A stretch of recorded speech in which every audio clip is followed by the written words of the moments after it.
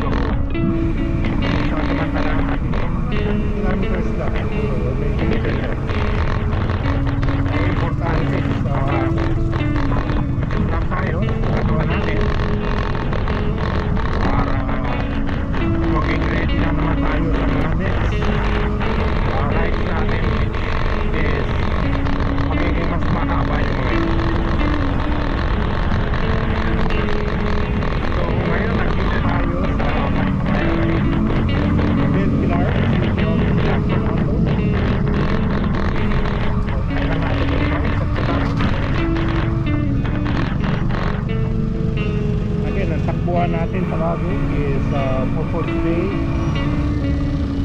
is 15 to 20 kilometers lang na average.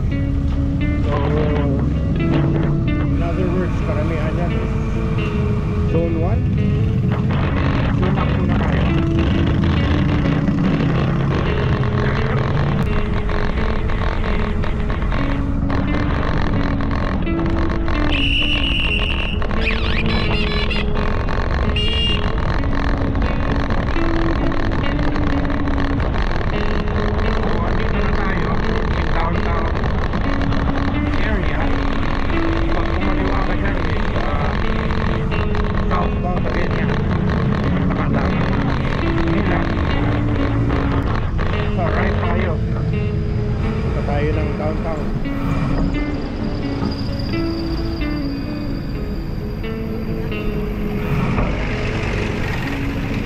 Traffic lang sa intersection.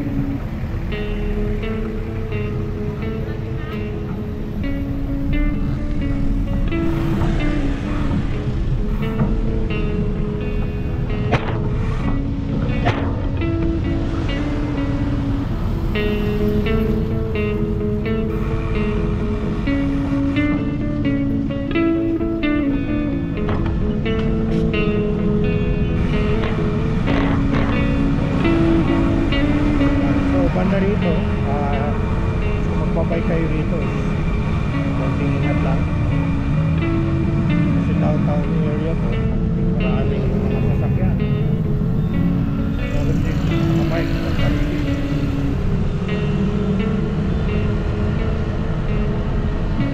This is yung downtown San Fernando. So yung nasa kanan natin is yan yung church. Kumanan ka dyan, sa kanto is San Fernando Public Market. Yan yung luma kasi dalawang public market nila rito, merong bago, merong luma. So dito, yeah, pag dumiretso ka dyan, although one way siya, that's the old public market.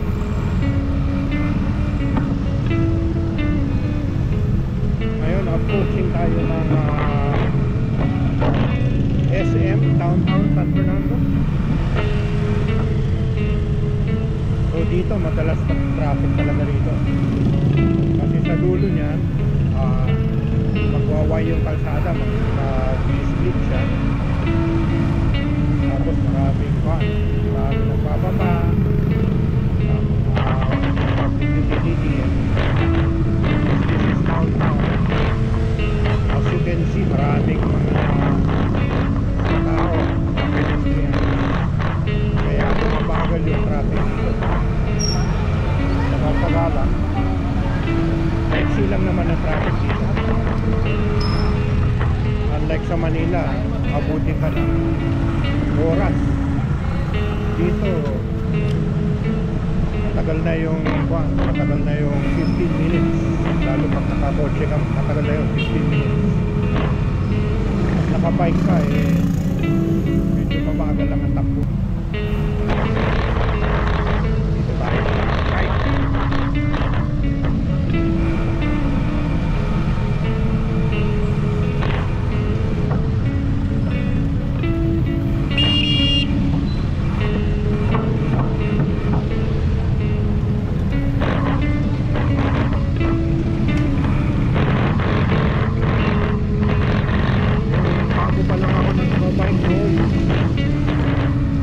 Lang ako rito, bago pa lang akong nagbabike, and siguro mga 2 months pa lang, so glitch na ako. So unfortunately, biglang may obstacle. Dalawang senior citizens biglang humarang sa dinadaanan ko. So sudden stop siya. Pag sudden stop ko, hindi ko natanggal yung glitch ko, ayun, bagsak. Dito ako bumagsak na rito.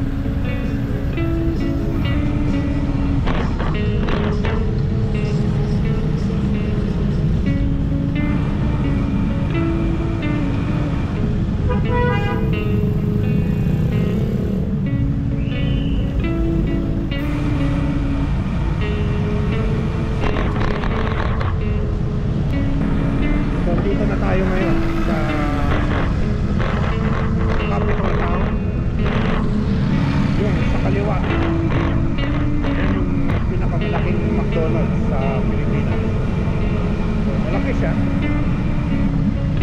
and maraming mga nakatambay na mga bikers dyan. So very okay. So umaga, ngayon baka meron pa rin mga bikers dyan, pero baka hindi na tayo makadaan. Napasok tayo dito sa capital town pa rin to,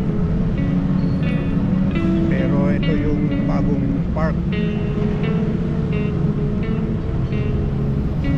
So dati nag-jogging ako, jogging / walking / running.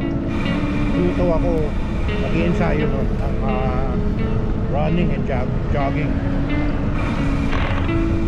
Iikot ko to. Ang isang ikot nito is about 2 kilometers, so pwede na rin siya for running and jogging.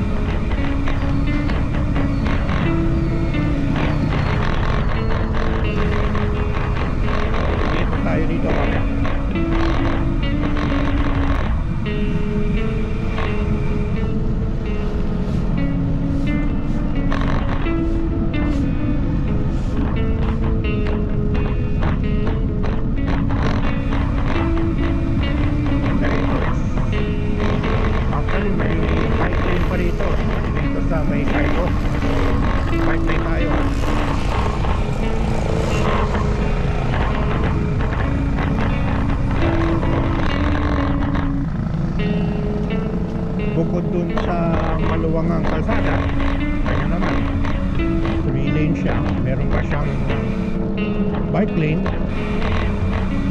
Tapos itong nasa kanang bahagya is yun ang pedestrian lane.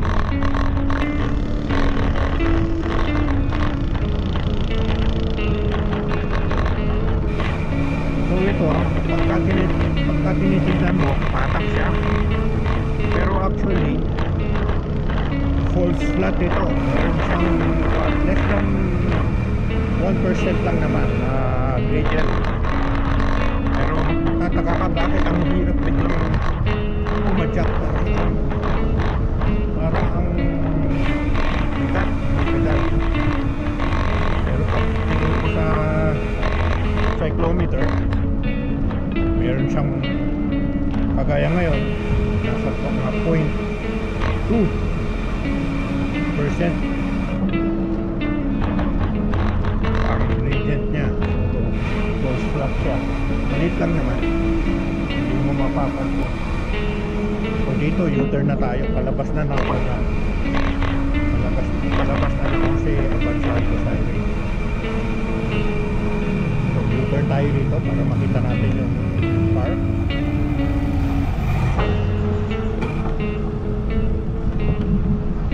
So nag-U-turn na tayo. Kung kanina may false flat siya, yung pupunta tayo rito, ito false flat pa rin, pero pababa. So pedal ako is good, no? Mga 25 kilometers per hour na ako, which is mabilis na sa akin dati. Especially budget bike na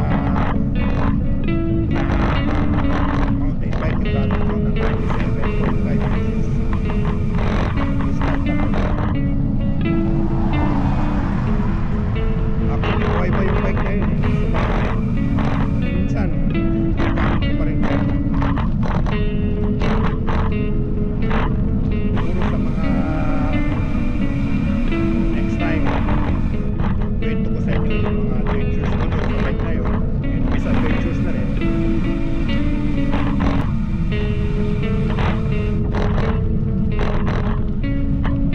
Ito yung park. Sarado pa siya ngayon kasi kasi ito hapon na siya.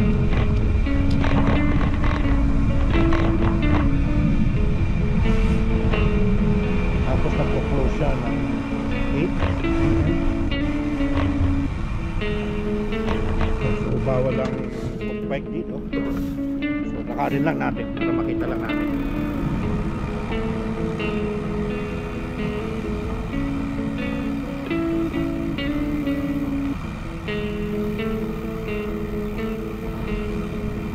So paggabi, liwanag dito. Although sayang lang kasi 8 PM close na sila. Siguro Sunday i-extend nila yung hours na yun kasi masyado maaga ng 8 PM. Pero maraming tao dito, mga jogging, mga lalakad-lakad, going outdoors. Yung wala pa akong action camera no, pupunta ako rito, yung mga nakikilala ko. Meron nga dito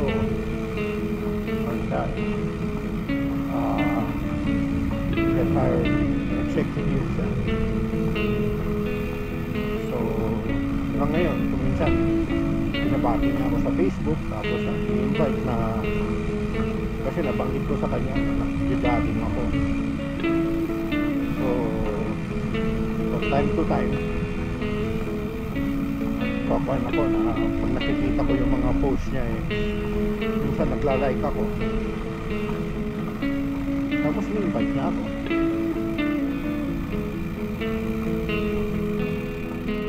lang ang problema rito kuminsan. Makita ko sa inyo.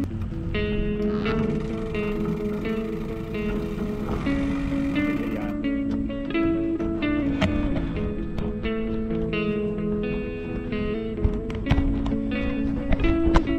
So, meron nag-invest dito, which is Mega World, na paggamit sa atin ng libre, pero huwag naman natin sanang gawin yan, di ba? Kalat. So, mga kaibigan, we have to do our part. Porque walang trash bin, iwan mo na lang yung basura mo.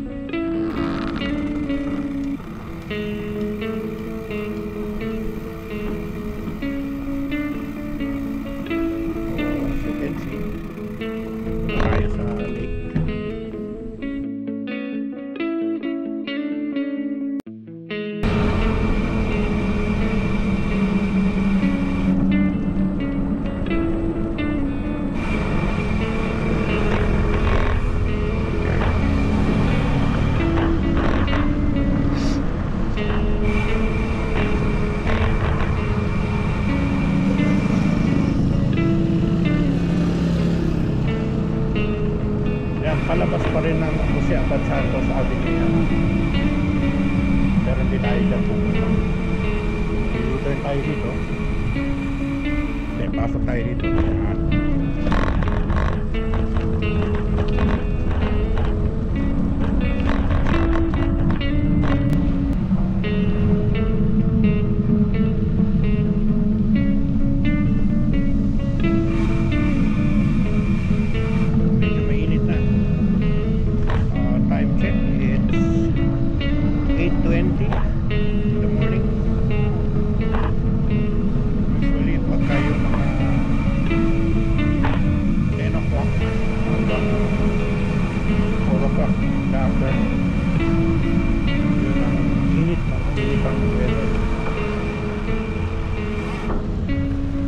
So one of these days, lalabas tayo ng tanghaling tapat for my heat training. Kasi in December, sasali tayo sa Audax 300 December in Subic. And pag wala kang heat training doon, may rabak ka. So heat training ako the next couple of months. So malayo-layo yun, 300 kilometers.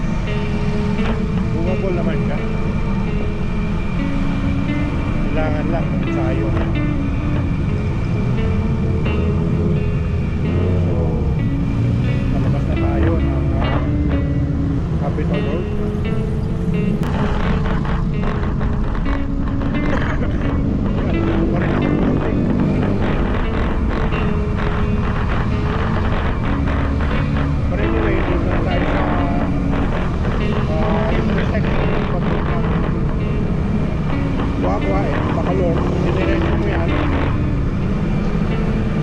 Pupunta ka ng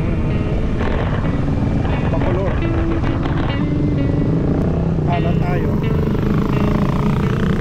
going towards MacArthur Highway.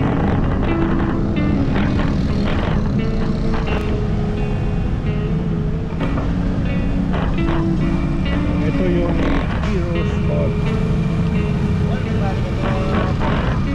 Saan tayo? Sa Heroes Hall. Basically, hindi pa ako nakapasok dyan.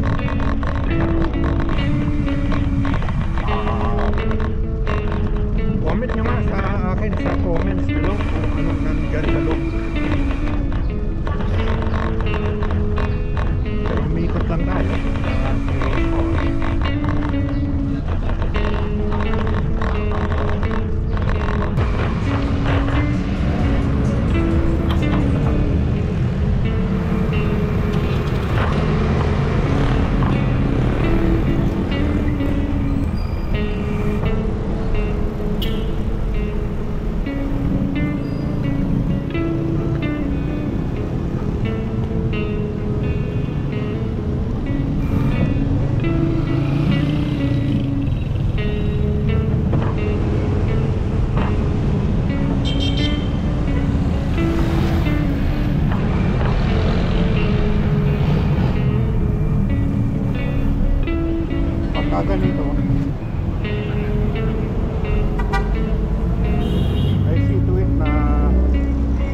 ng tubig. So, hindi ko hinihintay na mauhaw ako. Every 15 minutes minto ako ng water. Yan, medyo makulimlim na. So obviously meron pa naman akong time. Siguro mga 1 hour rowing. Kasi ayokong abutan ng ulan. Kasi kakagaling ko lang sa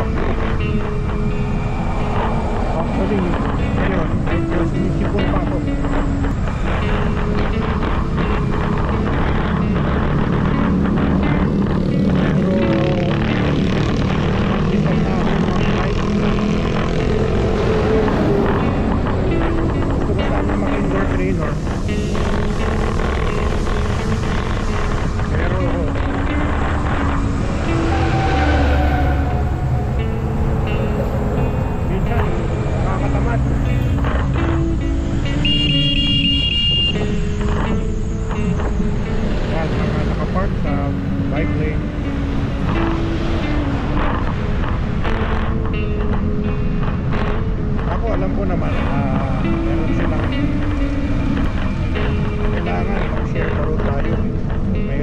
Hindi lang ako bilang cyclist ang may karapatan sa bike lane. Meron din sila, lalo na nakitid ang kalsada. Pero kung minsan magaya nun, dito sila sa bike lane kahit na luwang-luwang ng park. So for me, hindi yun. Pero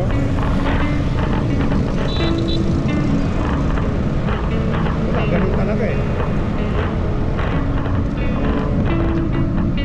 Just learn to live with it.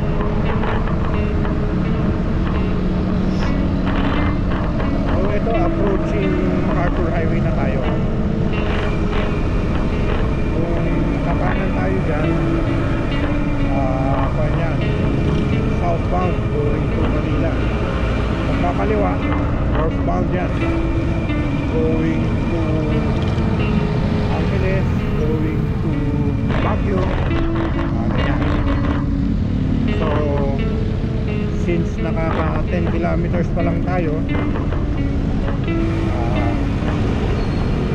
bukan natin lumayo-layo pa.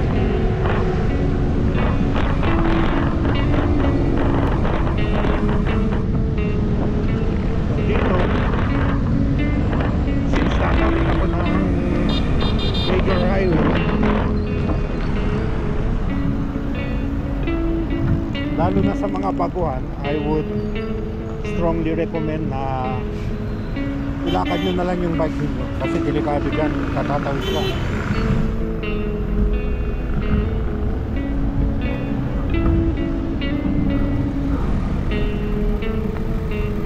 So yun ang ginagawa ko, ilakad ko na lang yung bike.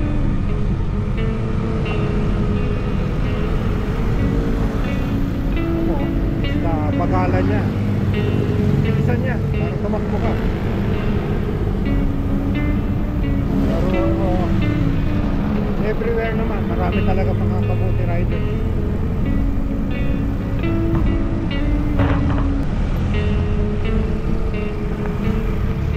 So, dito na tayo.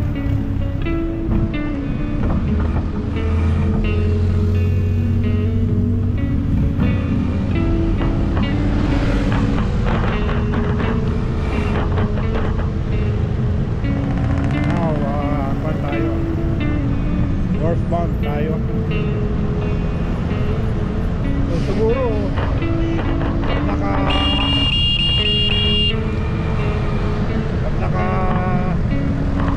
20 kilometers ako ngayon, natin ako rin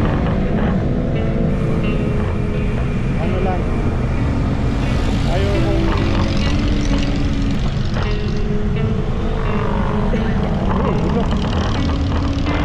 kong biglayin yung sarili ko na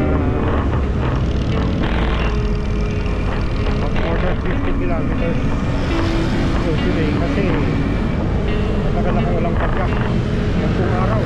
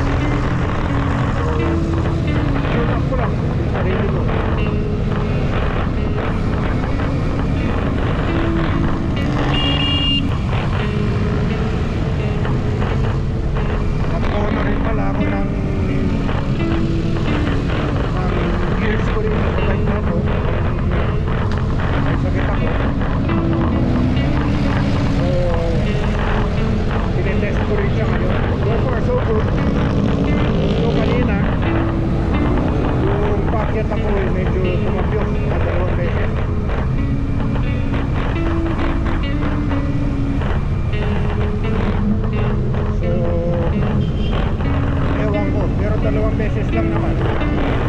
Pero ngayon, pagka nagsishift ako, matagal bago siya mag-shift.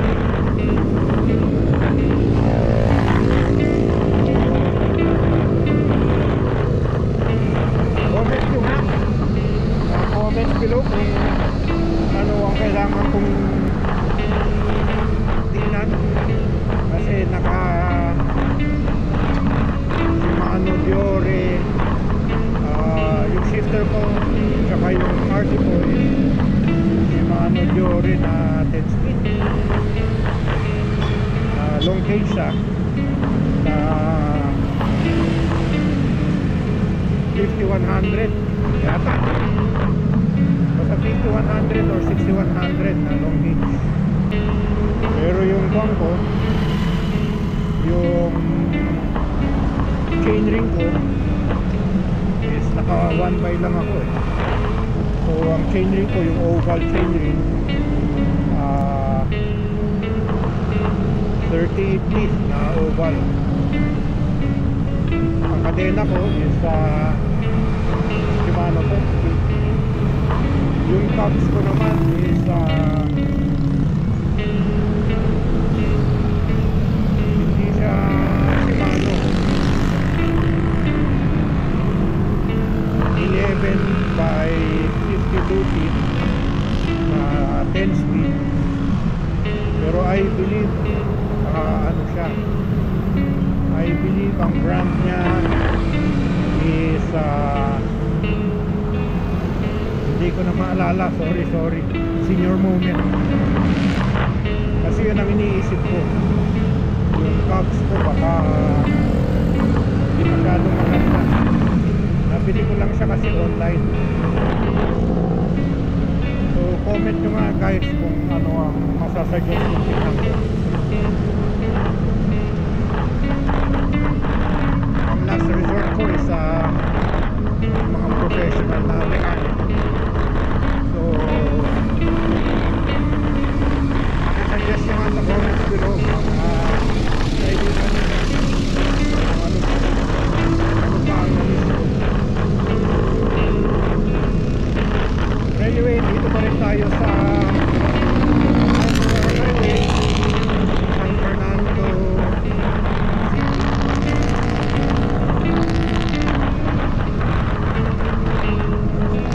So nasa highway na tayo.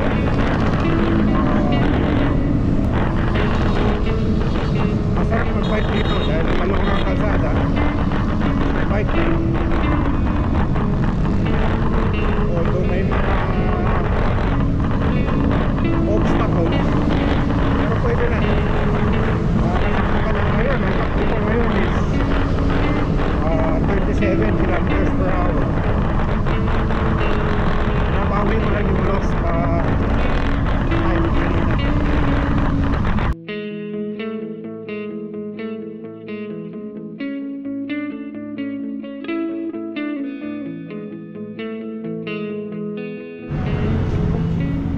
Dito pa rin tayo sa Coffee Bay, and unfortunately hindi ko pala na-charge yung batteries ng GoPro natin, so it's at 2%, so anytime mawawala na to. So hanggang dito na lang.